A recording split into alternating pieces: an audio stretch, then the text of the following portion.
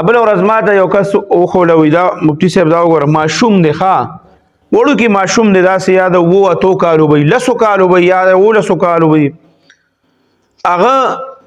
چېرته بازار کې چې دی نو پنجاب طرف ته هغه پاپړ او مسالې خرڅوله زه خو به هر حال راته پته نه و چې کوم ځای دی خو لکه داسې ښکارېده هغه هلک چونکې اردو کې لګیا وي نو دی پښتون خو په اردو کې لګیا دی نو هغه مسالې غریب هلک دی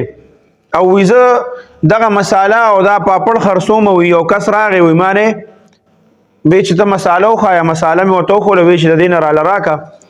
وی 700 روپو مساله مې وله ورکړه نو وی د جیب نه د 500 روپو نوټ روغ کړه وی چې کله 500 روپو نوټ روغ کړه نو وی ما ته وی چې دا واخله ما ورته چې یار ما سره خو ماتې نشته دا خو ډېرې زیاتې پیسې دي ما سره خو دونه نشته وی ما ته وی چې تو شماره تا سره څونه پیسې دي وی چې ما ټولې خپلې پیسې راټولې کړې د سهار نه تر ماسپښینه پورې یا مازدیګره پورې ما څومره مساله خرڅه کړې وه یا پاپړ ماپړ مې خرڅ کړي وو هغه 2600 روپۍ وې وی ما ته وی چې ښځه داسې کار وکړه چې زما دا ته دا مساله ماله راکړه او زما دا سامان دی ډبي ورسره و داسې غوټې ورسره وې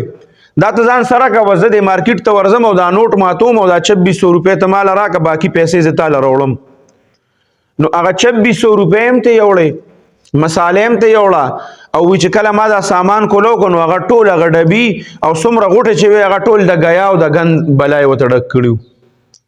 نو دا روژه ده ښه دا په روژه کې ورسره دا چل کړی دی زمونږ دا خلک د الله نه نه یریږي او یو ماشوم دی هغه ځان له مزدوري کوي پیسې ګټي او دو سره دا چل کړی دی نو دا چې په روژه کې د الله نه نه یریږي نو دا خلک به بیا کله د الله نه یریږي په دې کې خلک وایي دا د لوټ مار میاشت نو دا د اعمالو دپاره د لوټ مار میاشت ده ځکه نفل پکې په فرضو دي او فرض پکې او یا درجې ته رسي نو په دغه طریقه باندې لوټ مار پکاري نو دا خلک چې دي پکې داسې لوټ مار کوي